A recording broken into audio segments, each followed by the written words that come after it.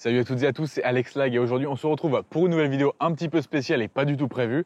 En effet, j'ai dû changer ma voiture. Ma Laguna 2 que vous avez pu observer dans mes précédentes vidéos ne va pas mieux malgré toutes les tentatives de réparation que j'ai pu faire dessus. En effet, c'est le calculateur d'injection qui est mort. Et trouver un calculateur d'injection neuf, c'est une tâche quasiment impossible sur une voiture de 2003. En plus de ça, les coûts de réparation sur un calculateur sont astronomiques. Et j'aurais dû faire des frais dans les mois à venir sur cette voiture, tels que l'embrayage ou alors les disques arrière. Et ça m'aurait coûté beaucoup trop cher pour un véhicule de 2003 essence ayant déjà 225 000 km. C'est pourquoi j'ai décidé de remplacer ma Laguna 2 par une Laguna 3. Alors on commence déjà par le moteur de la bête, donc il s'agit d'un 1,5 litre DCI 110 chevaux avec un couple de 240 Nm. Alors c'est pas un foudre de guerre, mais honnêtement, il m'a surpris.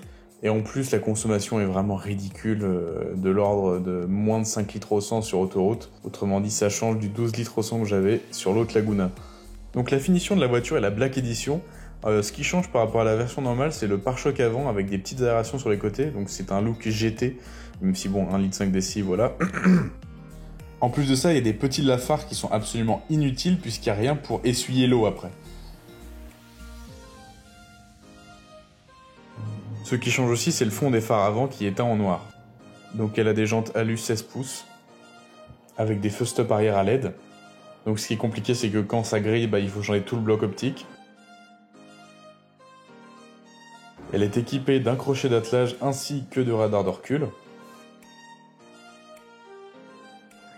Elle est équipée de 4 vitres impulsionnelles ainsi que rétroviseur électrique rabattable automatiquement quand on rentre et on sort de la voiture.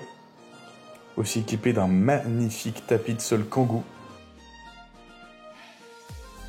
Donc on peut voir ici le bouton qui désactive le radar de recul, ainsi que le bouton qui désactive l'ESP.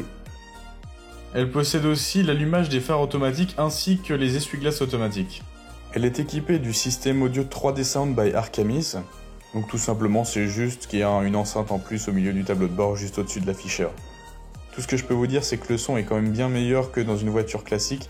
En revanche, ça manque quand même pas mal de basses. Je songe à installer un caisson de basse, je ferai peut-être une vidéo là-dessus. Il y a une prise auxiliaire dans la coudoir centrale et l'autoradio fait aussi Bluetooth pour les appels mais aussi pour la musique, ce qui est pour 2009 une fonction assez avancée. Donc la voiture a aussi une boîte mécanique de 6 rapports, boîte qui contribue grandement à son économie sur la route, le moteur étant moins sollicité à 130. J'ai déjà remplacé les deux plafonniers avant et arrière par des LED, ce qui permet d'éclairer beaucoup plus que les lampes halogènes d'origine. Dans la coudoir centrale, on retrouve la prise diagnostic OBD2, ainsi qu'une prise allume-cigare et la prise auxiliaire.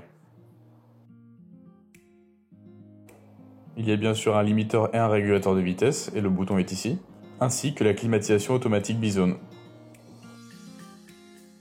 L'habitabilité au bord du véhicule est, je trouve, très bonne, en particulier à l'arrière où l'espace entre les jambes et le siège est vraiment énorme.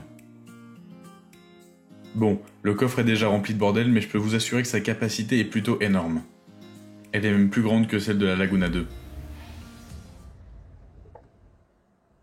Et voilà, j'espère que ça vous aura plu. On se retrouve bientôt pour une nouvelle vidéo sur la chaîne d'Alex Lag. Salut!